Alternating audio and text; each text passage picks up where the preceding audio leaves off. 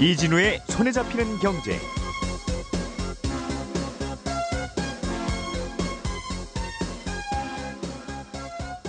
안녕하십니까, 이진우입니다. 손에 잡히는 경제가 뽑은 오늘의 숫자는 35개입니다.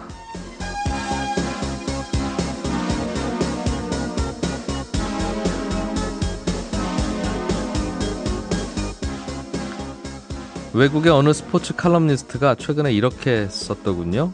대한민국 평창 어디서든 찾을 수 있는 3가지가 있다. 첫째는 미소 짓는 한국인들, 둘째는 맛있는 김치, 세 번째는 노르웨이가 또 메달을 땄다는 소식. 예, 노르웨이의 인구는 520만 명으로 우리나라의 10분의 1 정도인데요. 이 시각까지 평창 동계올림픽에서 노르웨이가 딴 메달은 모두 35개입니다. 11개인 우리나라의 3배 이상이고 2위인 독일보다도 10개나 더 많이 땄습니다. 노르웨이는 1년의 절반이 겨울인 나라인데 당연하지, 이런 생각 혹시 하세요? 외신을 보니까 또 다른 비밀도 있더군요. 이 나라 선수들은 어떤 대회에서 메달을 따야 된다는 중압감 자체가 없고요.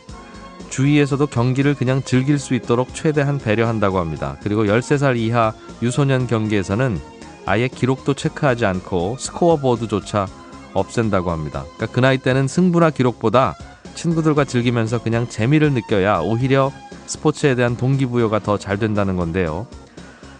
스포츠뿐만 아니라 공부든 뭐든 적어도 아이들에게는 즐길 수 있는 환경을 좀 만들어줘야겠습니다. 나이 들어보니까 즐기는 것도 마음대로 잘 되지 않습니다.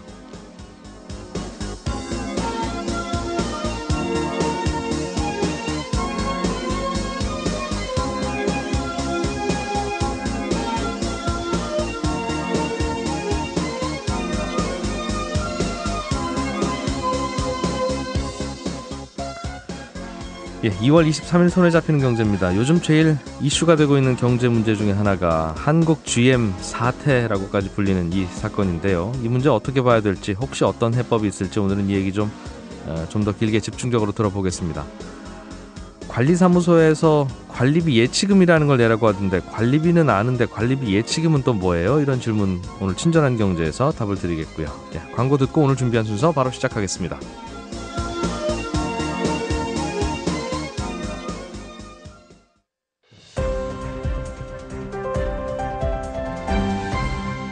이진우의 손에 잡히는 경제. 네, 경제 뉴스 살펴보는 시간. 오늘은 출장 간 김치영 기자를 대신해서 오랜만에 이데일리 안승찬 기자가 스튜디오에 나오셨습니다. 어서 오십시오. 안녕하세요. 미국 특파원 갔다가 2년 만에 돌아오셨다고요? 그렇습니다. 어색합니다. 예, 첫 번째 뉴스부터 좀 들어보죠. 공정거래위원회가 집단소송제를 좀 확대하려고 한다는 소식이 있던데, 집단소송제라고 하면 말 그대로 소비자들이 집단으로 모여서 소송하는 겁니까? 아니면 좀 다른 얘기예요? 조금 달라요. 그러니까 네. 뭐 지금 기사들에도 뭐 단체로 기업들을 상대로 소비자들이 뭐 소송을 냈다. 그래서 집단 소송을 했다. 뭐 이런 기사들도 좀 있던데, 사실은 정확한 표현은 아니고요. 뭐 단체 소송이 사실 맞는 거죠. 그러니까 집단 소송이라고 하는 건 어떤 차이가 있냐면, 한 번 소송을 통해서 피해를 입은 사실이 입증이 됐다. 네. 그러면 소송에 참여하지 않은 사람도 동일한 보상을 받을 수 있는 그런 제도입니다. 그러니까 똑같은 피해를 나도 당했고 너도 당했는데, 네. 그럼 저 친구 한 사람만 소송해서 이기면 똑같은 피해 받은 나와 그 다른 사람들도 다 똑같은 보상을 받는 게 집단 소송이다. 그렇죠. 예를 들어서 뭐 어떤 회사가 빵을 만들었는데 아주 불량 빵을 만들었다. 네네. 그래서 먹어서 배가 아프다. 근데 그걸 한 10,000명쯤 먹었다고 생각해봐요. 예. 그러면 지금 우리나라의 제도는 10,000명이 전부 다 소송을 내서 이겨야만 그 10,000명이 이제 피해 보상을 받는 건데, 받는 것이고. 예, 이 집단 소송제가 도입이 되면 그 중에 한두 명이 아주 열혈 소비자가 대신 소송을 내서 이기는 거예요. 그러면 나머지 많은 사람도 자동으로 보상을 받을 수 있는 길이 열린다. 뭐 이런 건데, 그래서 이 집단 소송제가 소비자 보호 측면에서는 굉장히 좀 중요한 의미가 있고요. 예. 그동안 공정거래위원회가 공정위를 어떻게 개선할 것이냐 이런 걸 고민해봐라. 뭐 이런 취지로 뭐 정부 사람들, 외부 전문가들 모여서 태스크포스 팀을 만들어서 논의를 해왔는데, 어제 그 최종 보고서가 나왔습니다. 예. 그러니까 거기에 최소한 이 소비자 분야에 대해서는 집단 소송을 도입하는 게 좋겠다, 이런 권고안이 들어 있었고요. 예를 들으시면 뭐 빵이나 의류나 뭐 식당이나 그런 소비자들이 거죠. 네. 꽤 많은 분야일 것 같은데요. 소비자가 관련 안 되는 건 사실 쉽지 않으니까. 그리고 꽤 예. 전향적인 조치예요, 사실. 예. 그래서 어제 이 최종 보고서도 이 김상조 공정위원장이 직접 발표를 했고요. 예. 또 태스크포스 안에 대해서 전향적으로 좀 검토하겠다 이렇게 밝혔기 때문에 어떤 형태로든 도입이 될 가능성이 높다. 지금 뭐 그런 분위기인 것 같습니다. 알겠습니다. 지금까지는 빵을 먹고 10,000명이 체했으면 네. 체한 사람 중에 난 아무래도 안 되겠어. 소송을 내서 보상 받을래라고 하면 그 소송한 사람만 보상해 주면 되니까. 네. 소송비와 이거 생각하면 엄청 귀찮은 일이죠, 사실. 네, 어려운 일이라서 네. 소송을 안 하게 되고 그러면 소송도 안 들어오는데 뭐 이렇게 생각할 수 있는데 앞으로는 소송이 더 많아질 가능성이 있으면 기업들도 긴장할 것이다. 그렇죠. 이게 집단소송제가 우리나라에는 증권 분야에는 미리 이미 도입이 돼 있는 걸로 아는데 맞습니까? 맞습니다. 이게 증권 분야에 한해서 집단 소송이 도입된 게 2005년이니까 한 12년 정도 됐거든요. 예. 그러니까 적응 기간이라고 볼 수는 없고요. 그래서 지금도 뭐 예를 들어서 투자 상품을 좀 허위로 팔았다든가 네. 아니면 주가 조작을 했다든가 뭐 이런 경우에는 집단 소송을 할 수 있는 길이 열려는 있는데 네. 실제로 우리나라에서 집단 소송에서 배상까지 받은 사건이 딱 한 건밖에 없어요. 지금까지. 그러니까 왜 이렇게 부진하냐면 집단 소송제가 도입은 돼 있는데 지금 절차가 굉장히 까다롭게 돼 있습니다. 보통 소송보다도 더 까다로워요? 그렇습니다. 그러니까 일반적인 소송은 뭐 예를 들면 내가 피해가 있느냐 없느냐 이런 예. 사실관계를 다투면 되는데 네. 집단 소송의 경우에는 좀 달리 이 재판을 할 만한 거냐 아니냐 이 재판을 할 수 있는 일종의 사전 재판 같은 걸 따로 열어요. 그러니까 내가 이거를 집단 소송을 해도 되겠느냐고 묻는 거예요? 그걸 재판을 따로 합니다. 그러니까 일종의 재판 허가 인가제 뭐 이런 걸 두는 거예요. 아니 내가 억울하면 재판이야. 내가 비용 내고 하는 거지 왜 그거를 허가를 받으라고 하죠? 그러니까 그렇게 까다롭게 해놓은 거예요. 그래서 그것도 이 재판 허가 일종의 사전 재판 같은 것도 네. 항고도 할 수 있어요. 그러니까 이것도 3심까지 있는 거예요. 그러니까 3심 거쳐서 거기서 실제로 이제 재판이 시작되면 그 이후로도 3심일 테니 네. 그럼 그럼 총 6심을 거쳐야 되는 겁니다. 그러니까 이게 굉장히 좀 까다롭게 돼 있고 네. 그래서 일반적인 재판보다 훨씬 힘든 절차를 거쳐야 되기 때문에 예. 그래서 지금 증권 분야의 집단 소송제가 돼 있어도 사실은 조금 유명무실하게 돼 있는데요. 그래서 이번에 공정거래위원회가 집단소송제를 소비자 분야에도 도입하겠다 이렇게는 밝혔지만 네. 과연 또 좀 다르게 조금 쉽게 얼마나 실효성 있게 할 수 있는가는 조금 좀 다른 문제인 것 같아요. 지켜봐야 되겠다. 네. 알겠습니다. 그동안에는 이거 시작되면 기업들 피해가 너무 커져서 뭐 하나 좀 실수로 잘못 만들었다가 회사 망하는 일이 얼마나 많겠느냐 이 걱정 때문이었는데 네. 뭐 망하더라도 할 수 없다. 이제 소비자가 더 중요하다는 쪽으로 좀 기우는 분위기인가 봅니다. 그렇습니다. 그러니까 그 과거 그런 지적들이 계속 많았어요. 그러니까 이 대표적인 사례가 98년 다우코닝의 사례인데 이 회사가 이 가슴 확대 수술에 사용하는 실리콘 이걸 건강에 좀 해로울 수 있다는 걸 알면서 숨겨서 했다. 이래서 당시에 32억 달러, 우리 돈으로 3조 원이 넘는 보상금을 지급한 적이 있거든요. 네. 당시에 우리나라 사람들도 한 660명 정도가 피해가 인정이 돼서 보상을 받았는데요. 네. 결국 이 회사가 이게 너무 부담이 돼서 법정 관리 신청하게 됐는데 그래서 집단 소송 문제가 한 번 좀 되면 파급력이 굉장히 강하다 이렇게 볼 수 있고요. 그래서 예. 기업들 입장에서는 이거 까딱 잘못하다 우리는 망할 수도 있겠다 이런 생각이 들 수 있을 텐데 반대로 보면 말씀하신 대로 이게 도입이 되면 아무래도 굉장히 조심할 수밖에 없거든요. 네. 예를 들어서 뭐 조금 불안하지만 일단 팔리는 이제 해볼까? 수시부터 먼저 해볼까? 이건 안 된다는 그렇죠. 거죠. 이런 생각은 이제 하기가 굉장히 부담스러운 거죠. 그래서 기업들 입장에서는 하여튼 돌다리도 두드려보고 안전 문제에 신경을 쓰지 않을 수가 없으니까 예. 전반적으로는 하여튼 소비자 안전을 좀 중요하게 보는 쪽으로 사회가 좀 움직이지 않을까 네. 그런 생각은 듭니다. 예, 또 다른 뉴스 하나 좀 지켜보죠. 가계부채 증가율이라고 하는 게 이게 사실은 매달 작년 1년 전 이번 달에 비해서 얼마나 늘었는지도 발표하고 네. 1년 다 지나고 나면 지난해 1년 전체가 또 재작년에 비해서는 얼마나 많이 늘었는지 발표하고 하는데 새로 나온 뉴스는 작년 1년치 동안 늘어난 가계 부채가 그래도 좀 증가율은 감소했다는 통계가 나왔나 봅니다. 그렇습니다. 그러니까 지난해 말 기준으로 우리나라 가계신용 규모를 어제 한국은행이 발표를 했는데요. 네. 1,450조 원을 넘어서 이제 뭐 물론 매번 사상 최대치를 기록하니까 이번에도 최대치가 나왔는데 말씀하신 대로 증가율이 완화가 됐어요. 그러니까 그 박근혜 정부 때는 대출 규제 같은 거 완화하고 그래서 뭐 거의 분기별로 한 10% 이상씩 막 그렇게 늘었었거든요. 네. 근데 이번에는 1년 전에 비해서. 네, 예. 1년 전에 비해서. 근데 지금은 이번에 작년 4분기에는 8.1% 늘어나는 것으로 나와서 증가율로만 보면 3년 내 가장 낮은 수치거든요. 예. 그러니까 지금 정부에서 이 주택담보대출 같은 걸 좀 규제를 하고 있으니까 증가의 속도는 아무래도 좀 예전보다는 둔화가 됐다. 뭐 이렇긴 한데 그래도 사실은 이게 아주 낮은 건 아닙니다. 8% 늘어나는 것도 네. 우리의 뭐 소득 증가율이나 경제 성장률이나 이런 걸 감안하면 그렇죠. 우리 뭐 월급이 낮은 예를 수치는 들면 아니다. 1년에 8%씩 이렇게 오르질 잘 않잖아요. 그러니까 그 소득이 늘어나는 거에 비하면 8%라는 수치는 여전히 좀 증가 속도가 빠른 편이라고 할 수 있고요. 예. 지금 규모도 우리나라 GDP의 한 90% 가까이 되는 거니까 이게 뭐 100% 넘으면 부채가 너무 많아서 성장률을 잠식할 수 있다. 뭐 이런 우려도 있으니까 턱 밑까지 좀 차 있는 상황이다. 그렇게 네. 볼 수는 있을 것 같습니다. 이게 좀 부채라는 걸 가만히 생각해 보면 이게 부채가 결국은 자기가 자기 부담으로 지는 거니까 네. 내가 밥을 2그릇 먹을래 그러든 나는 1그릇만 먹을래 그러든 너 많이 먹고 싶으면 너는 많이 먹고 나는 뭐 배 아프니까 적게 먹을래 할 수 있으면 괜찮은데 다른 사람이 부채를 내면 주로 이제 집 사잖아요. 그러면 집값이 오르니까 네. 부채를 안 내고 가만히 있는 나는 앉아서 피해를 보고 그러면 또 나도 어쩔 수 없이 내야 되는 이런 맞아요. 상승 효과가 네. 있어서 이게 참 어떻게 풀어야 될지 고민입니다. 이게 정부의 부채를 좀 억제하려는 정책 때문이다 이렇게 판단하면 되겠습니까?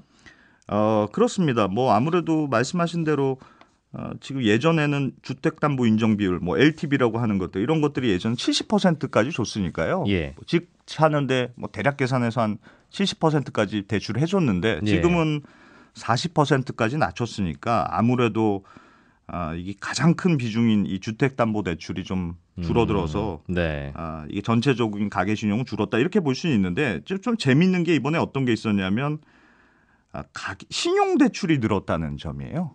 그냥 담보대출이 아니라 네, 그냥 빌려주는 신용대출. 그냥 빌려주는 예를 들면 뭐 카드 대출을 받았다거나 마이너스 예. 통장을 했다거나 이런 건데 보통 작년 4분기 때 늘어났던 게 한 4조 5천억 정도 늘어났는데 네. 그러니까 작년 4분기 그 전에는 한 4조 5천억 정도 늘어나다가 작년 4분기에는 8조 4천억 원 정도, 그러니까 2배 가까이 늘었거든요. 그러니까 상당히 좀 눈에 띄는 증가세를 보였는데 이건 왜 그러냐? 전체적으로 줄었는데 대체 신용대출은 왜 늘었느냐? 의견이 분분한데 풍선 효과를 말씀하시는 분들이 있습니다. 그러니까 풍선이 왜 한쪽에 이렇게 누르면 다른 반대쪽 쪽으로 불죠. 네, 올라가니까 부풀어 오르니까 주택담보대출을 억누르니까 네. 은행에서 신용대출 금액을 늘려줬다.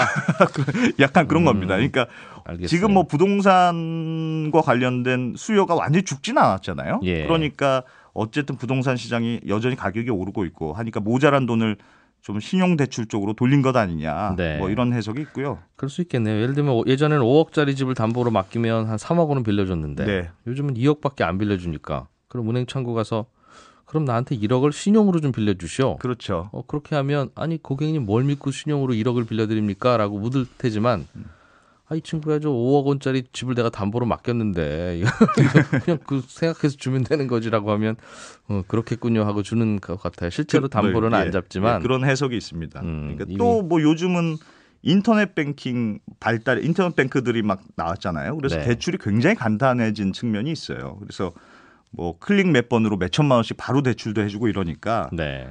그만큼 신용 대출을 하기 좀 좋은 환경이 갖춰졌다 이렇게 볼 수 있고 어떤 분들은 이 가상화폐 비트코인 이런 거 투자하느라고 네. 하도 오르니까 제 주위에서도 실제로 마이너스 통장 터서 그렇죠. 네. 다 대출 받아서 소위 미수를 치르는 이런 분들이 있어서 신용대출이 늘었다. 알겠습니다. 이렇게도 보시더라고요. 미국 금리 올라가는 것도 꽤 중요한 소식으로 다뤄지던데 평소에 궁금했던 게 지금 항상 미국 금리라고 하는 게 요즘 보면 10년 만기 국채 수익률이 몇 %입니다. 이게 관건인 모양이더군요. 그렇습니다. 미국 국채는 뭐 미국 정부가 발행한 채권이니까요. 네. 미국 정부가 지급 보증한 그런 증서잖아요. 근데 그 중에서도 10년 만기 미국 국채가 가장 대표적으로 이렇게 통용이 많이 되는 네. 그런 국채여서 이 10년 만기 국채 수익률을 아주 시중금리의 기준점처럼 쓰거든요. 미국에서는 이 담보대출 금리 결정할 때도 이 예. 10년 만기 금리에 따라서 쓰기 때문에 굉장히 중요한 지표인데요. 우리나라로 치면 뭐 주택 시장에서는 코픽스나 CD 그런 금리하고 셈이죠. 비슷한 느낌이에요. 네, 그런 셈이에요. 그런데 알겠어요. 예. 최근에 이 미국의 10년 만기 국채 수익률이 2.9%까지 올라갔거든요. 지금 거의 3%에 지금 육박한 건데 이게 많이 오른 거라던데 안 올랐을 때는 얼마쯤 있었어요? 이게 재작년 한 2016년 중반만 해도 1%대였어요. 그러니까 이게 예. 어느새 한 2배 가까이 한 1, 오른 2년 거니까. 사이에 1%포인트 이상 올랐네요. 예, 예사롭지가 사실 않은 상승률인데요. 시중금리가 올라가면 아무래도 이 주식시장에 부담이 되거든요. 생각해 보시면 시중금리가 한 1, 2% 이자 주는 거하고 네. 3, 4% 주는 거하고 느낌이 확 다르잖아요. 그러니까 그 시중금리가 이렇게 오르면 괜히 뭐 위험한 주식 투자하느니 이렇게 따박따박 적금 예금 들어서 이자 네. 받는 게 낫지 않을까 이렇게 고민하신 분들이 많아질 수밖에 없고. 주식 시장에는 부담이다. 그렇죠. 그래서 10년 만기 이 미국 국채 수익률이 3%를 넘어가기 시작하면 좀 급속도로 주식시장에서 돈이 빠져나오지 않겠느냐 뭐 이렇게 걱정이 보시는 있다. 분들이 많아서 이 3%를 넘어가는 것이냐에 대해서 굉장히 좀 주목들을 많이 하는 그런 분위기입니다. 근데 미국이 금리를 올리니까 올라가기도 하고 또 금리가 올라가니까 연방준비제도 이사회도 뭐 금리를 따라 올릴 텐데 이게 미국 경기 좋으니까 그런 거 아닌가요? 그러니까 왜 이걸 긍정적으로 해석 못할까라는 의문은 드는데. 그렇습니다. 그러니까 뭐 지금 사실은 미국 경제가 그동안은 어떻게 봤냐면 그러니까 실업률은 역대 최저 수준인데 일자리는 많고. 그렇죠. 예. 그래서 기업들이 막 열심히 사람들 채용하고 그랬는데 직원을 뽑기가 어려우니까 그러면 아무래도 뭐 사장님이 아쉬우니까 임금을 좀 높여줘야 되잖아요. 네. 그러니까 임금도 오르고 또 호주머니가 두둑해지니까 소비도 소비도 많이 늘고 하고. 그래서 예. 물가도 올라가고 이게 좀 정상적인 모습인데 예. 그동안의 미국은 이상하게 임금이 별로 안 오르고 물가도 별로 안 올랐다. 뭐 이런 현상들이 한동안 계속 나타났어요. 그러니까 경제 전문가들이 아무래도 좀 불안한 생각이 드는 뭔가 거예요. 문제가 있으니까 이런 거 아닐까? 그렇죠. 우리가 모르는 이런 네. 걱정했다는 거군요. 그렇죠. 성장률은 아무래도 좋고 고용시장이 멀쩡한데 이게 뭔가 고장난 데가 있는 거 아닐까? 이런 걱정이 드니까 네. 겉보기에는 멀쩡해 보여도 이게 자칫 금리를 확 올렸다가 경제가 고꾸라지는 거 아닐까? 이런 생각이 들어서 네. 금리 인상 굉장히 좀 지연시켜 왔던 그런 분위기가 있었어요. 근데 이제는 그 고민도 해결됐잖아요. 임금도 오르잖아요. 지금 이제 임금이 오르고 뭐 물가도 오르는 시스템 징후가 나타나니까 그래서 기준금리를 이제 참고 기다릴 필요가 없어진 거죠. 그러니까 예. 좀 적극적으로 올리지 않겠느냐 뭐 이런 예상이 나오는 겁니다. 그래서 너무 가파르게 오를까 봐 걱정한다. 네. 알겠습니다. 이데일리 안승찬 기자였습니다. 고맙습니다. 고맙습니다. 알아야 될 것들 많이 안내를 해주고 눈높이에 딱 맞는 만인의 경제 과외 선생님. 다음 순서는 친절한 경제입니다. 네, 오늘은 청취자 중에 박수정 씨가요. 아파트를 사서 입주를 하려고 하는데 관리사무소에서 관리비 예치금이라는 걸 내라고 하더라. 관리비야 뭐 뭔지 아는데 이제 막 이사 왔는데 관리비 지금 내야 될 건 아닌 것 같고 낼 때가 안 된 것 같고 관리비 예치금이라는 건 도대체 뭔가요? 이런 질문을 주셨습니다. 아파트 말고 회사를 예로 한번 들어보죠. 회사를 차리면 처음에는 책상도 사야 되고 사무실도 필요하고 직원도 뽑아야 되고 컴퓨터도 있어야 되고 돈이 많이 드는데 근데 회사를 처음 차리면 당장은 돈이 어디서 안 들어오지 않습니까? 그래서 그런 책상이나 컴퓨터, 전화기 등등을 사는 비용은 그 회사의 주주들이 낸 자본금, 종잣돈에서 꺼내 쓸 수밖에 없습니다. 근데 아파트 관리 사무실도 생각해보면 아파트 주민들이 세운 작은 회사 같은 겁니다. 그러니까 나중에야 아파트 관리비를 받아서 직원들 월급도 주고 운영도 다 되는데 초기에는 입주한 주민도 몇 명 없는데 돈은 더 많이 들잖아요. 관리 사무실에서도 컴퓨터 사야죠, 책상 사야죠, 뭐 그런 초기 비용들을 이제 일찍 입주한 분들한테 다 내라고 하면 안 되니까 그래서 그 아파트를 분양받은 분들에게 최초에 이제 골고루 분양 평형에 따라서 뭐 좁은 아파트는 30만 원, 많은 아파트는 뭐 7, 80만 원 이렇게 정도씩을 회사로 치면 초기 자본금 같은 돈을 걷어서 일단 씁니다. 그래서 그 돈을 관리비 예치금이라고 부릅니다. 이 관리비 예치금은 일단은 걷어서 초기에 쓰고요. 입주 초기에 걷어서 그럼 다 써버리고 비우는 게 아니라 그 돈으로 일단 초기 운영 비용은 쓰되 나중에 이제 주민들이 다 입주하고 매달 관리비를 걷어서 돌아가기 시작하면 이제 초기에 쓴 관리비 예치금 사용분은 이제 다시 채워 넣습니다. 그러니까 예를 들어서 100가구가 사는 아파트의 관리비 예치금을 가구당 40만 원씩 걷었다면 40만 원 곱하기 100가구에서 4천만 원의 예치금이 별도의 통장에 늘 보관되고 있는 겁니다. 그러니까 아파트 관리 사무실의 초기 자본금이라고 할 수도 있고 아파트 소유주들의 공동 비상금이라고 볼 수도 있고 뭐 그런 돈주머니인 겁니다. 근데 꼭 알아두셔야 될 건 집주인이 아파트 팔고 나갈 때 그 집주인께서는 자기 몫의 관리비 예치금도 꼭 되찾아 나가야 된다는 겁니다. 입주 초기에 낸 거라서 기억이 없으실 수 있는데요. 꼭 받아 나가셔야 되고요. 만약 안 받아 나가시면 그 집 산 두 번째 소유주한테 그냥 그 돈 주는 걸로 그렇게 간주를 합니다. 그러니까 꼭 받아 가시기 바랍니다. 친절한 경제였습니다.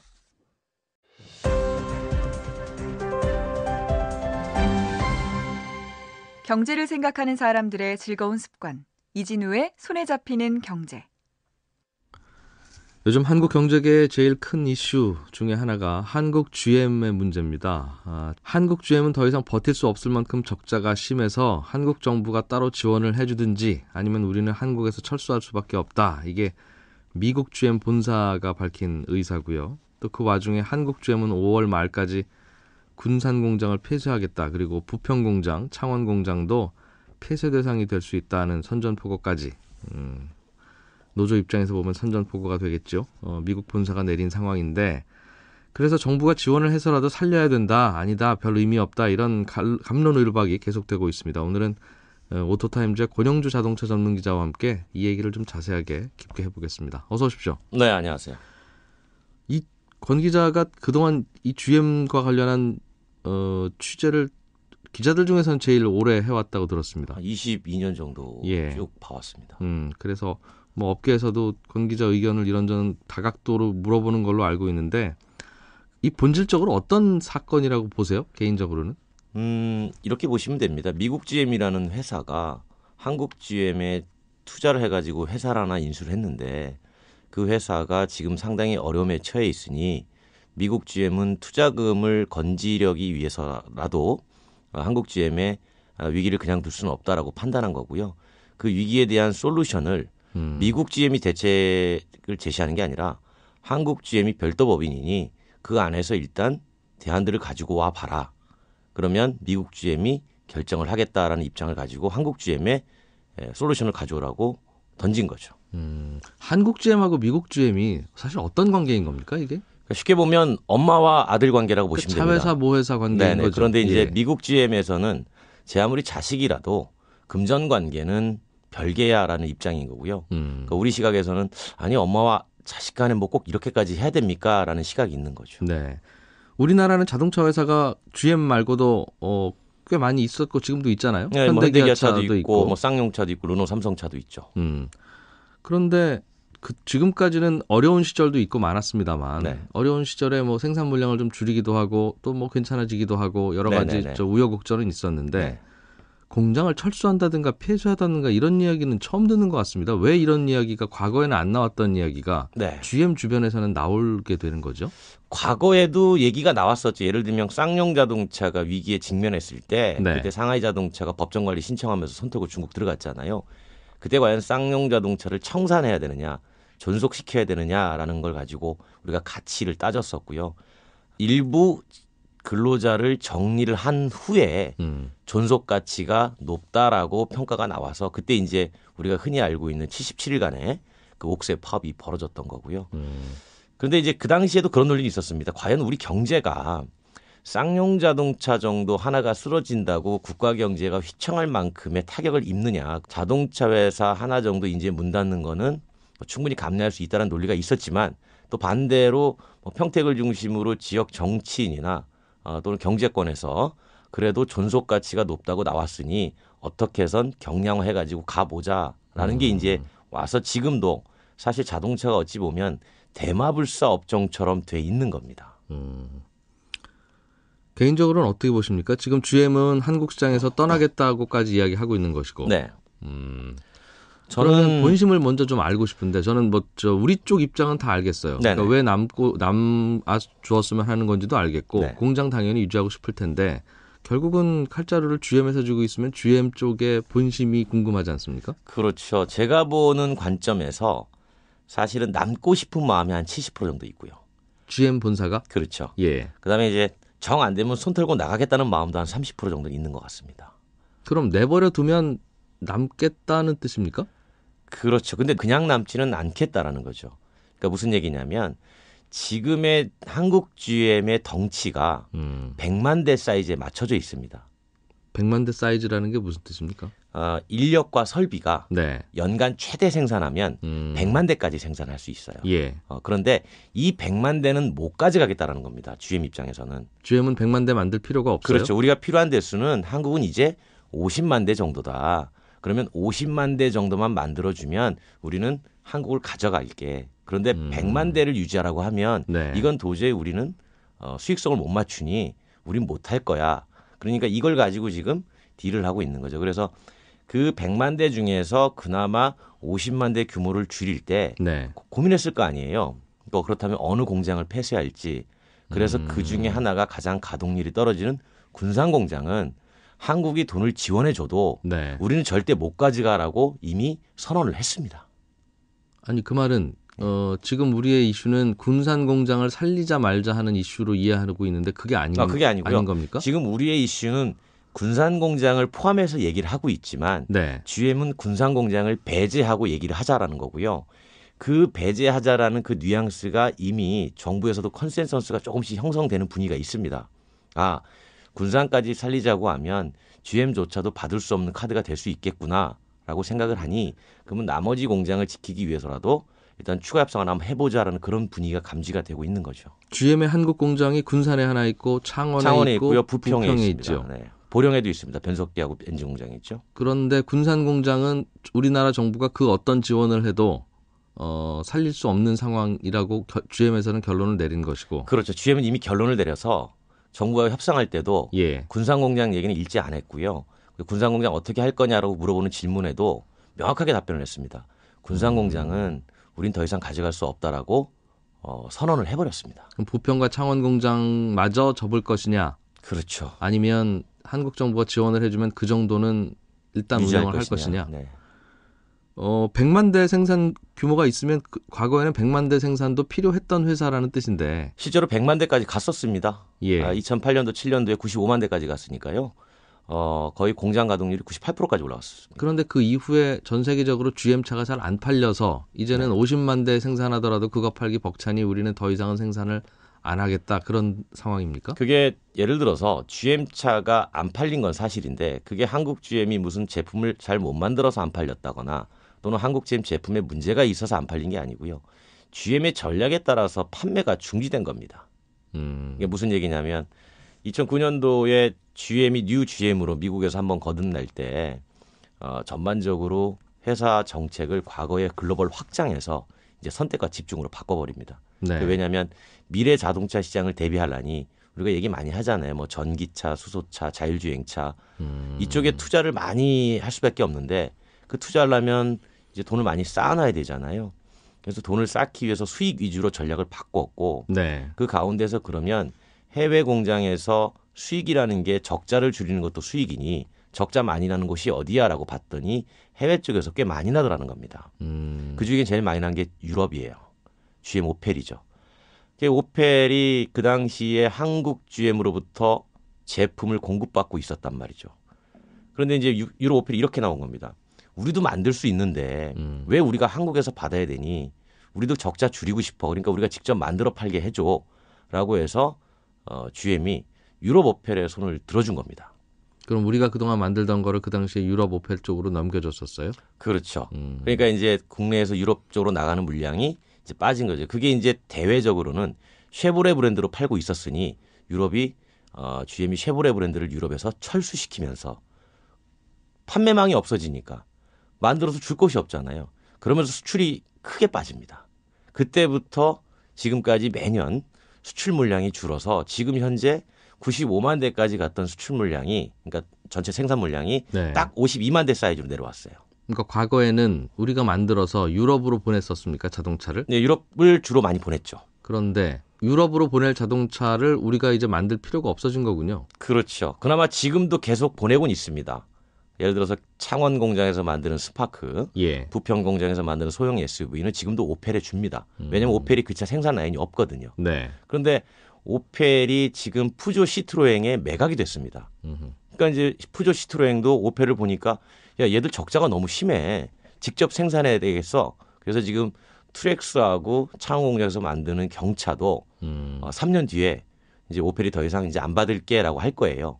이제 그때 가서는 또 대책이 없어지는 거죠. 그러니까 그때를 대비해서 지금 GM이 한국에다가 앞으로 어떤 차를 생산할지 신차를 배정해 줄 텐데 그 배정해 주려면 지금 너네 적재가 너무 심하니 네. 이걸 좀 어떻게 해보자라는 차원에서 군산공장 폐쇄와 정부 지원을 요구하게 된 거죠. 그럼 그동안에는 한국 GM이 만들던 자동차와 차종들을 네. 하나하나 유럽 쪽 회사들한테 생산을 맡기는 방식으로 구조조정을 하고 있는 겁니까? 지금 미국 GM은?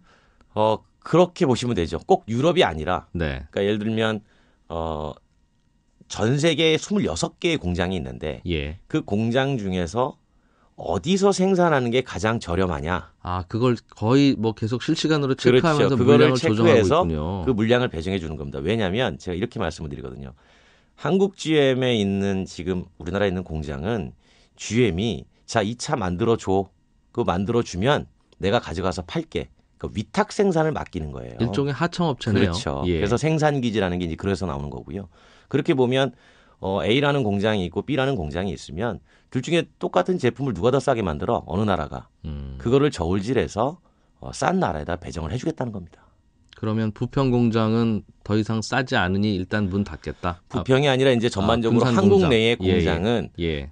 그렇게 싼 구조가 아니니 다른 곳에 배정할 수도 있다. 이렇게 얘기하는 거고요. 반대로 이제 우리 쪽 노조나 이쪽 시각에서는 그럼 왜 이게 고비용 구조가 됐느냐를 한번 따져보자. 니네가 돈 빌려줘서 이자도 많이 가져가고 부품도 비싸게 사게 하고 네. 생산했을 때 수출하면 생산 마진을 줘야 되는데 예. 그 과거에 2% 있었거든요. 그것도 니네가 없애지 않았냐. 근데 그런 논리를 제가 밖에서 관찰자 입장에서 바라보면 네. 그럼 GM은 결국은 한국의 공장들이 네. 비용이 많이 드는 것이 아니라 네. 사실은 하나하나 뭔가 그 알짜 자산들을 뽑아먹기 좋은 곳이라고 주장을 하고 있는 것인데 그렇죠. 그렇다면 왜 굳이 철수하려고 하겠습니까?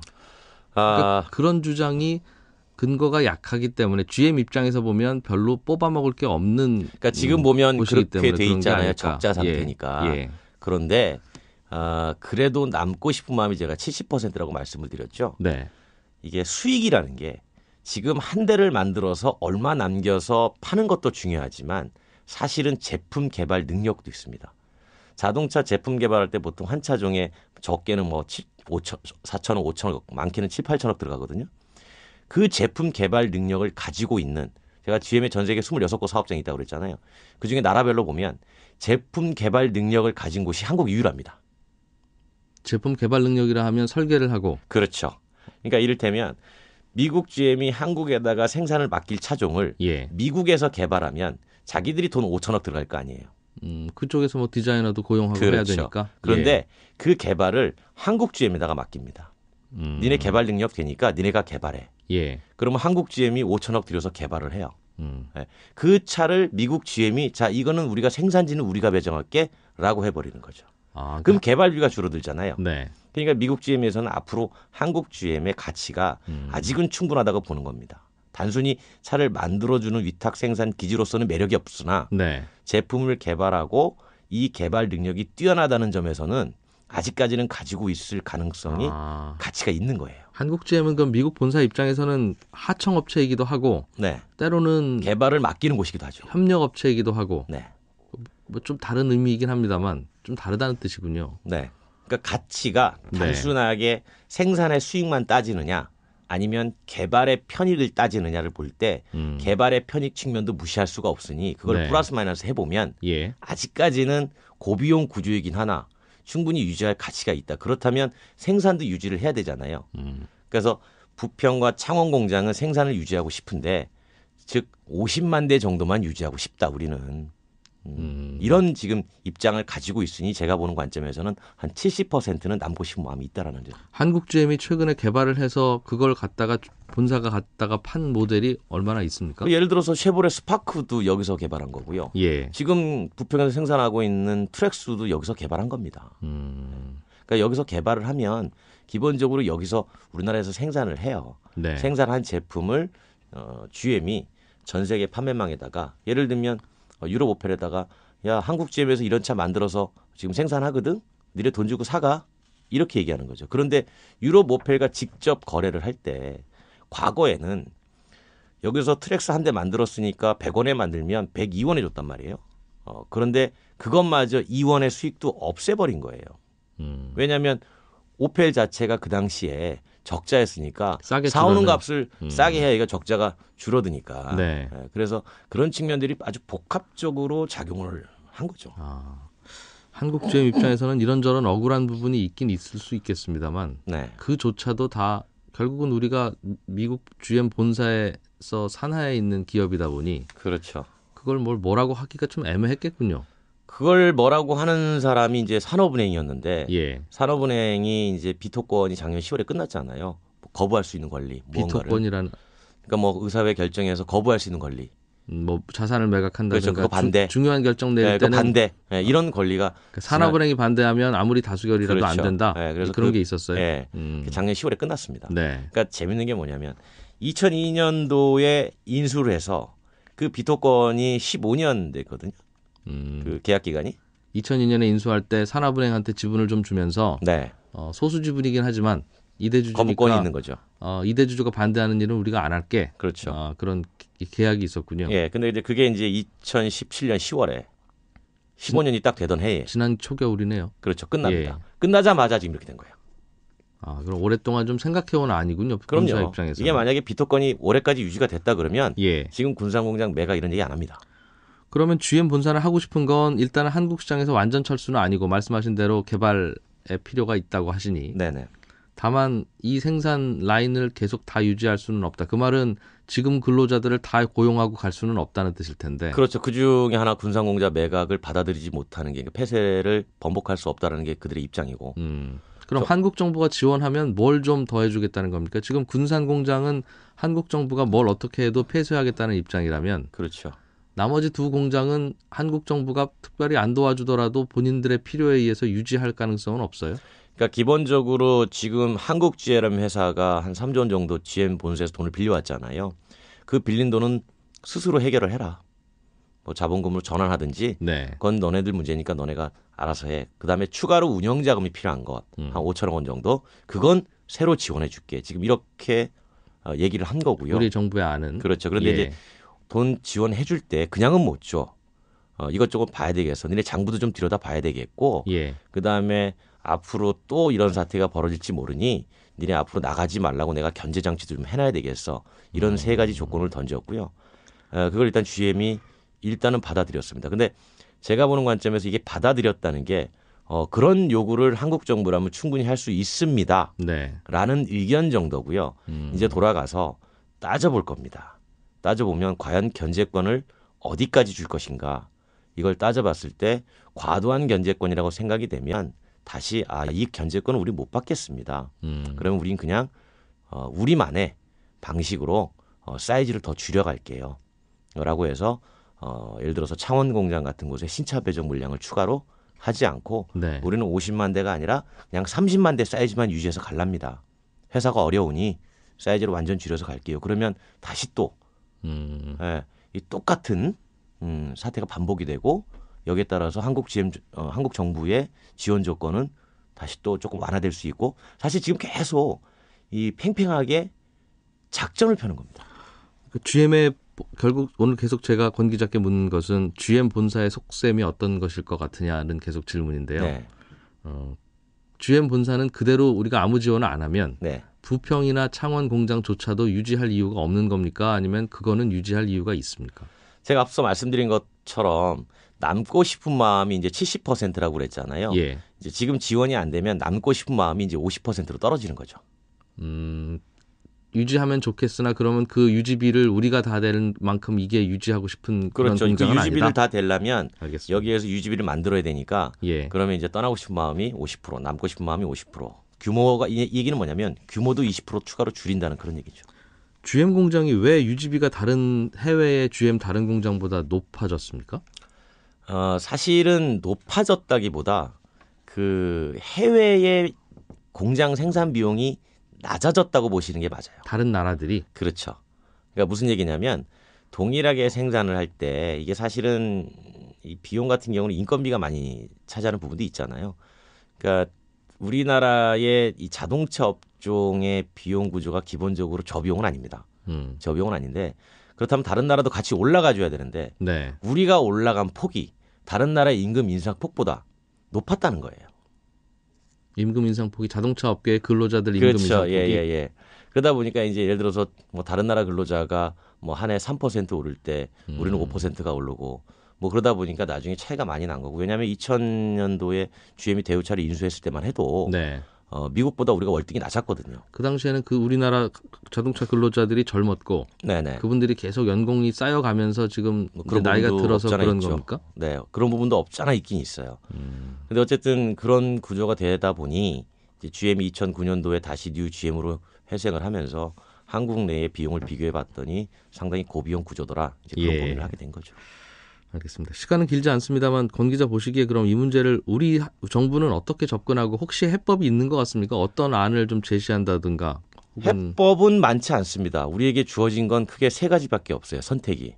첫 번째는 지원 안 할 거야. 네. 니네 마음대로 해. 이거고요. 좀 극단적이긴 하죠. 음. 그다음에 두 번째 지원할게. 그 대신 통 크게 할게.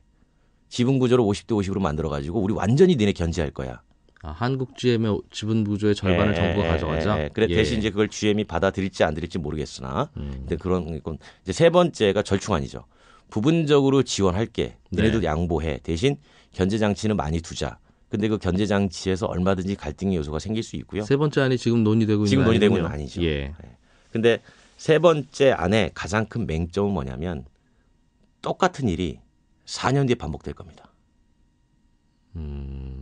4년 뒤에 또다시 신차 배정 물량을 가지고 네. 야, 니네 비용이 너무 높아. 이번에 추가로 또 해야 되는데 우리 못할 것 같아. 또 한번 규모를 더 줄이자. 것이고. 네, 예. 똑같은 일이 벌어질 겁니다. 알겠습니다. 오늘 여기까지 듣고 또 다음 주에 이슈가 있으면 권 기자 모셔서 들어보죠. 그럼 다음 주에는 제네바 모터쇼 가신다고요? 예. 다녀와서 모터쇼 얘기를 좀 해드리겠습니다. 다녀온 얘기도 좀 들려주시고요. 고맙습니다. 감사합니다. 오토타임즈의 권영주 기자였습니다. 네, 청취자 중에 2363번 쓰시는 분이 오늘 설명드린 관리비 예치금하고 선수금이 같은 뜻인가요? 이런 질문 주셨는데요. 예, 관리비 예치금, 관리비 선수금, 선수관리금, 관리비 보증금 다 똑같은 뜻입니다. 네, 집주인께서는 집 팔고 나가실 때 꼭 찾아가시라는 거고요. 네, 내일과 모레 주말은 평소보다 조금 빨리 시작합니다. 11시 5분에 오겠습니다. 이진우였습니다. 고맙습니다.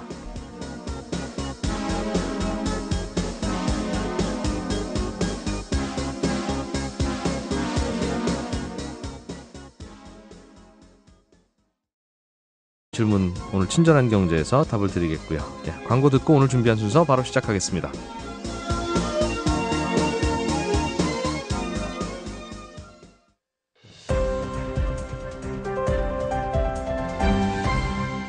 이진우의 손에 잡히는 경제. 네, 경제 뉴스 살펴보는 시간. 오늘은 출장 간 김치영 기자를 대신해서 오랜만에 이데일리 안승찬 기자가 스튜디오에 나오셨습니다. 어서 오십시오. 안녕하세요. 미국 특파원 갔다가 2년 만에 돌아오셨다고요? 그렇습니다. 어색합니다. 예, 첫 번째 뉴스부터 좀 들어보죠. 공정거래위원회가 집단소송제를 좀 확대하려고 한다는 소식이 있던데, 집단소송제라고 하면 말 그대로 소비자들이 집단으로 모여서 소송하는 겁니까? 아니면 좀 다른 얘기예요? 조금 달라요. 그러니까 네. 지금 기사들에도 단체로 기업들을 상대로 소비자들이 소송을 냈다. 그래서 집단 소송을 했다. 이런 기사들도 좀 있던데 사실은 정확한 표현은 아니고요. 단체 소송이 사실 맞는 거죠. 그러니까 집단 소송이라고 하는 건 어떤 차이가 있냐면 한 번 소송을 통해서 피해를 입은 사실이 입증이 됐다. 네. 그러면 소송에 참여하지 않은 사람도 동일한 보상을 받을 수 있는 그런 제도입니다. 그러니까 똑같은 피해를 나도 당했고 너도 당했는데 네. 그럼 저 친구 한 사람만 소송해서 이기면 똑같은 피해 받은 나와 그 다른 사람들도 다 똑같은 보상을 받는 게 집단 소송이다. 그렇죠. 예를 들어서 뭐 어떤 회사가 빵을 만들었는데 아주 불량 빵을 만들었다. 네네. 그래서 먹어서 배가 아프다. 근데 그걸 한 10,000명쯤 먹었다고 생각해봐요. 예.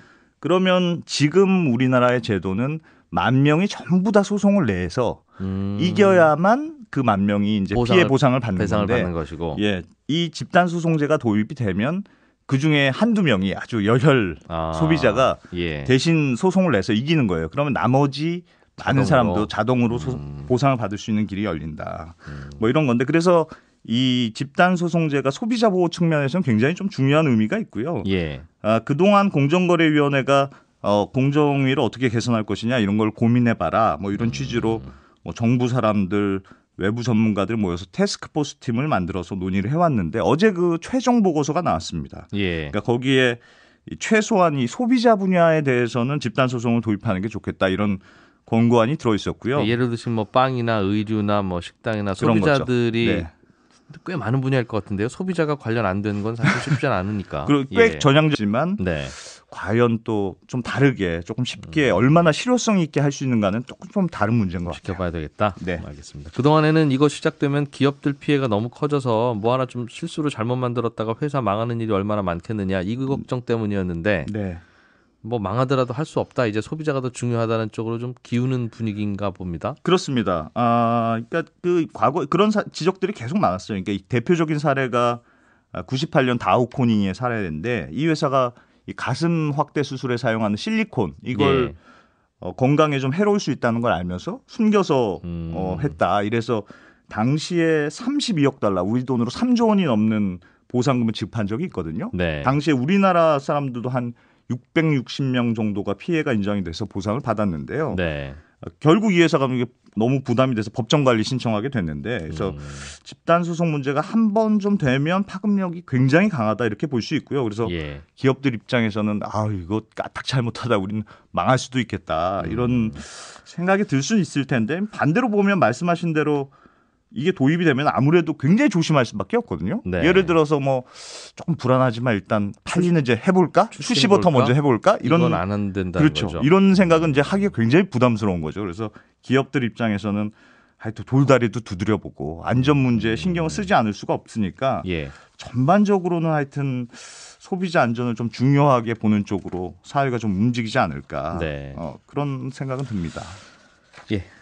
또 다른 뉴스 하나 좀 지켜보죠. 가계부채 증가율이라고 하는 게 이게 사실은 매달 작년 1년 전 이번 달에 비해서 얼마나 늘었는지도 발표하고 1년 다 지나고 나면 지난해 1년 전체가 또 재작년에 비해서는 얼마나 많이 늘었는지 발표하고 하는데 새로 나온 뉴스는 작년 1년치 동안 늘어난 가계 부채가 그래도 좀 증가율은 감소했다는 통계가 나왔나 봅니다. 그렇습니다. 그러니까 지난해 말 기준으로 우리나라 가계신용 규모를 어제 한국은행이 발표를 했는데요. 1,450조 원을 넘어서 이제 뭐 물론 매번 사상 최대치를 기록하니까 이번에도 최대치가 나왔는데 말씀하신 대로 증가율이 완화가 됐어요. 그러니까 그 박근혜 정부 때는 대출 규제 같은 거 완화하고 그래서 뭐 거의 분기별로 한 10% 이상씩 막 그렇게 늘었었거든요. 네, 이번에는 1년 전에 비해서. 1년 전에 비해서. 근데 지금은 이번에 작년 4분기에는 파격적인 조치예요, 사실. 그래서 어제 이 최종 보고서도 이 김상조 공정위원장이 직접 발표를 했고요.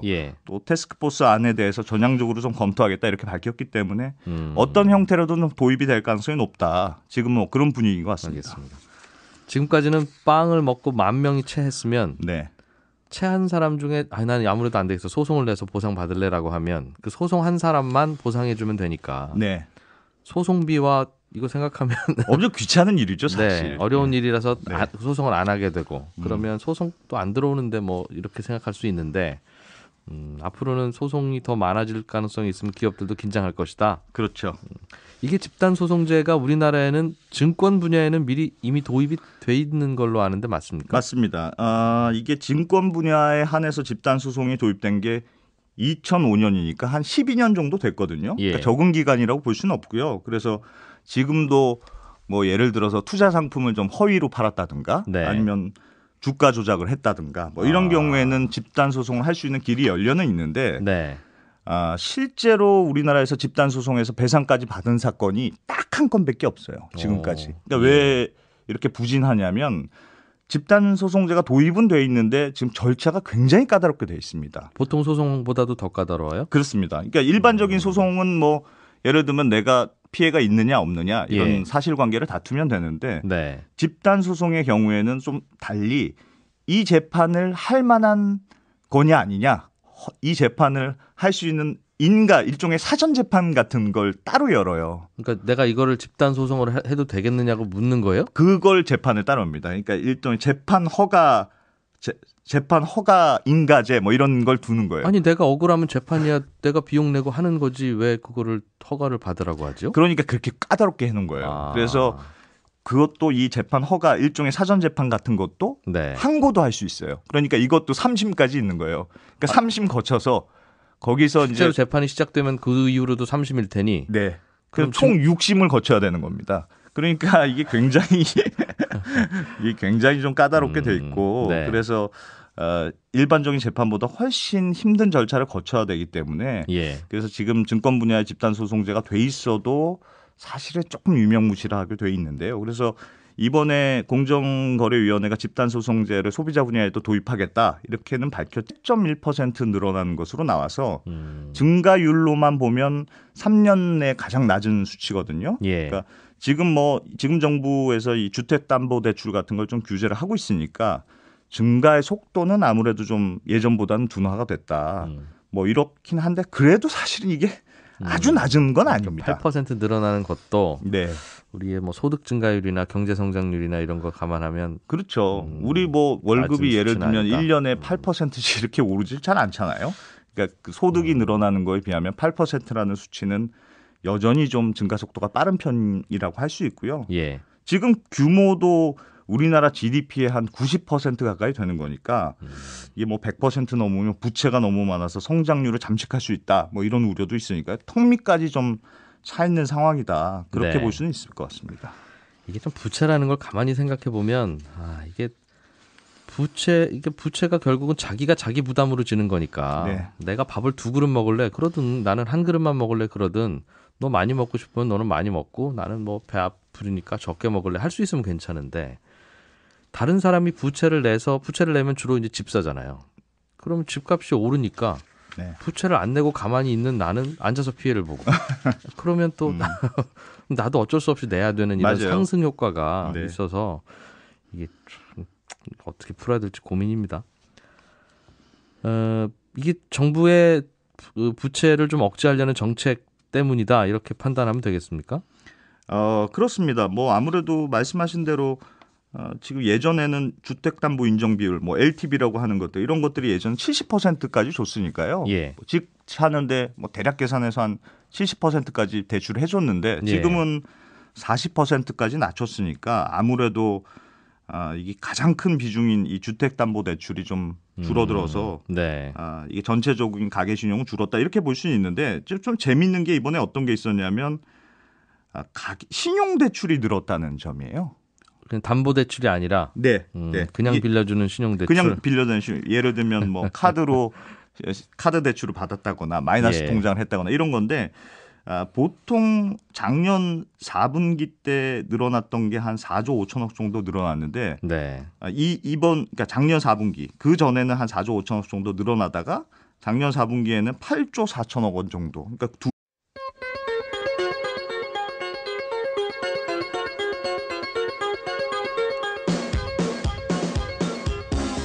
이진우의 손에 잡히는 경제.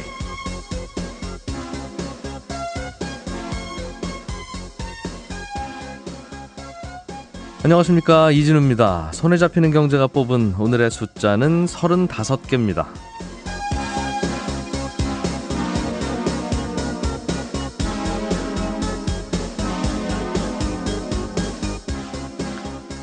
외국의 어느 스포츠 칼럼니스트가 최근에 이렇게 썼더군요. 대한민국 평창 어디서든 찾을 수 있는 3가지가 있다. 첫째는 미소 짓는 한국인들, 둘째는 맛있는 김치, 세 번째는 노르웨이가 또 메달을 땄다는 소식. 예, 노르웨이의 인구는 520만 명으로 우리나라의 10분의 1 정도인데요. 이 시각까지 평창 동계올림픽에서 노르웨이가 딴 메달은 모두 35개입니다. 11개인 우리나라의 3배 이상이고 2위인 독일보다도 10개나 더 많이 땄습니다. 노르웨이는 1년의 절반이 겨울인 나라인데 당연하지 이런 생각 혹시 하세요? 외신을 보니까 또 다른 비밀도 있더군요.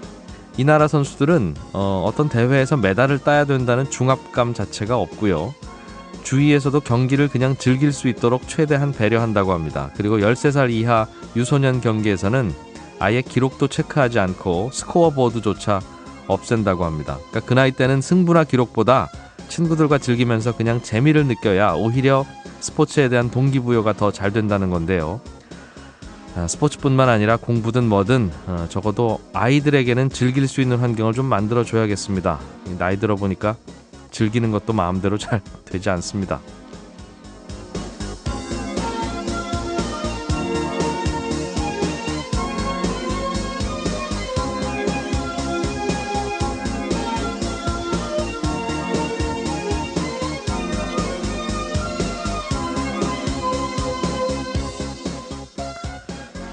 예, 2월 23일 손에 잡히는 경제입니다. 요즘 제일 이슈가 되고 있는 경제 문제 중에 하나가 한국 GM 사태라고까지 불리는 이 사건인데요. 이 문제 어떻게 봐야 될지, 혹시 어떤 해법이 있을지 오늘은 이 얘기 좀 더 길게 집중적으로 들어보겠습니다. 관리사무소에서 관리비 예치금이라는 걸 내라고 하던데 관리비는 아는데 관리비 예치금은 또 뭐예요? 이런